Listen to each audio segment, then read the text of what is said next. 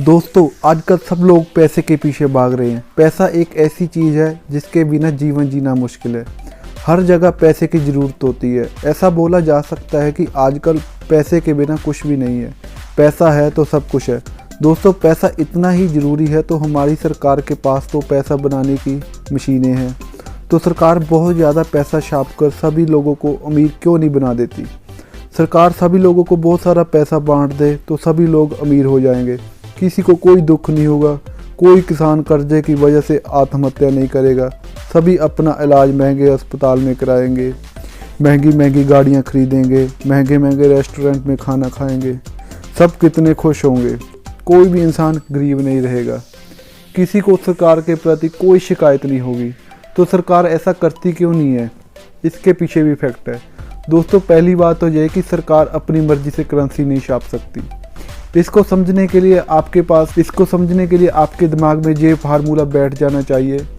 किसी भी देश के उत्पादन करने की क्षमता, कितने गुड्स है उसके पास और कितनी सर्विस प्रोवाइड कर सकती है देश की जनता। सर्विसेज यानी डॉक्टर कंसल्टेशन से लेकर ऑटो मैन्युफैक्चरिंग तक जितने भी गुड्स का मतलब है जिस वस्तु का निर्माण बिक्री के उद्देश्य से होता है उसे गुड्स कहते हैं। जितने भी एक देश के पास गुड्स एंड सर्विसेज होते हैं उतनी ही उस देश के पास करेंसी होनी चाहिए। ये है फाइनल फार्मूला। नहीं समझाया? चलो मैं आपको एग्जांपल दे के समझाता हूँ। मान लो एक देश है जिसमें 50 किलो चावल पैदा होते हैं और उस देश में 5 लोग रहते हैं। 5 लोगों के पास 100 रुपये है तो 5 किलो चावल की कीमत कितनी होगी? 100 × 5 यानी 500। 5 किलो चावल की कीमत होगी 500 रुपये। मान लो वहाँ की सरकार बहुत ज़्यादा नोट छाप दे और 5 लोगों को 1000 रुपया बांट दे तो उन 50 किलो चावल की कीमत कितनी हो जाएगी? 1000 × 5 5000। तो 50 किलो चावल की कीमत हो जाएगी 5000। इसमें आपने गौर किया? जितना ज़्यादा पैसा होगा उतनी ही ज़्यादा महंगाई होगी। सरकार जितनी ज़्यादा करेंसी छापेगी उतनी ही ज़्यादा महंगाई बढ़ती जाएगी। इसी को हम मुद्रास्फीति कहते हैं, यानी डिवैल्यूएशन ऑफ करेंसी हो जाएगी। दोस्तों, अब तो आपको समझ आ गया होगा कि सरकार बहुत ज़्यादा करेंसी क्यों नहीं छाप सकती। तो दोस्तों, अब बात करते हैं कि एक नोट को बनाने के लिए कितने रुपए का खर्च आता है। दोस्तों, 2000 रुपये का एक नोट बनाने का खर्च 4 रुपये 18 पैसे आता है और 500 रुपये के नोट बनाने का खर्च 2 रुपये 57 पैसे आता है। ऐसे ही 100 रुपये के नोट बनाने का खर्च 1 रुपये 50 पैसे आता है। ये तो हो गया नोट बनाने का खर्च। तो अब बात करते हैं कि नोट बनाने के लिए पेपर कहाँ से आता है। पैसा बनाने का पेपर विदेशों में तैयार होता है और इन देशों में पेपर बनाने की आधुनिक मशीनें हैं। ये देश है अमेरिका का पोर्टल, फ्रांस का अर्जोवेगस, स्वीडन और लूसेंथल पेपर फैब्रिक से पेपर आता है। इंडियन नोट बनाने के लिए 3 तरह का पेपर यूज़ होता है, जो महाराष्ट्र, MP के होशंगाबाद मिल और कुछ पेपर विदेशों से इंपोर्ट किया जाता है।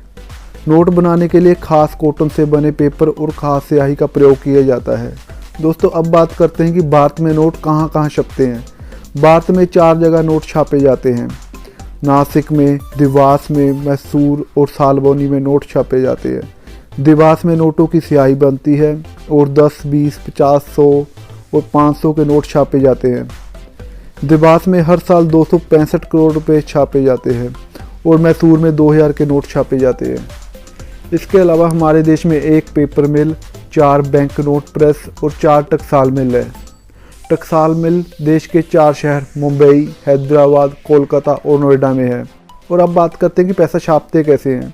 विदेश और होशंगाबाद से आए पेपर को सिमोंटन मशीन में डाला जाता है।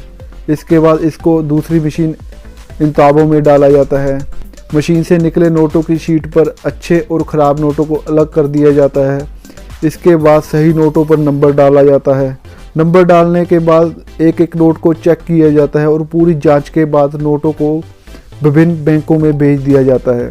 दोस्तों, अब बात करते हैं कि बैंक जो नोट ख़राब हो जाते हैं उसका क्या करते हैं।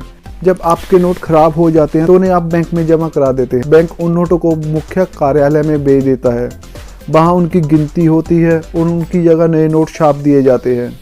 और अब बात करते हैं कि पैसे हम तक पहुँचते कैसे हैं। इंडियन रिजर्व बैंक के देश में 18 ऑफिस है। सबसे पहले नोट इन ऑफिस में पहुँचते हैं, उसके बाद अलग अलग बैंक में भेज दिए जाते हैं। तो आशा करते हैं कि आज आपको करेंसी से जुड़ी हर जानकारी मिल गई होगी जिसको आप खोजा करते थे। वीडियो की जानकारी अपने तक सीमित ना रखें, इसको अपने फ्रेंड्स, फैमिली और रिलेटिव्स तक जरूर पहुंचाएं। अगर आपको मेरी वीडियो अच्छी लगी तो चैनल को सब्सक्राइब करें, लाइक करें एंड शेयर करें। तो मिलते हैं नई जानकारी के साथ अगली वीडियो में। धन्यवाद।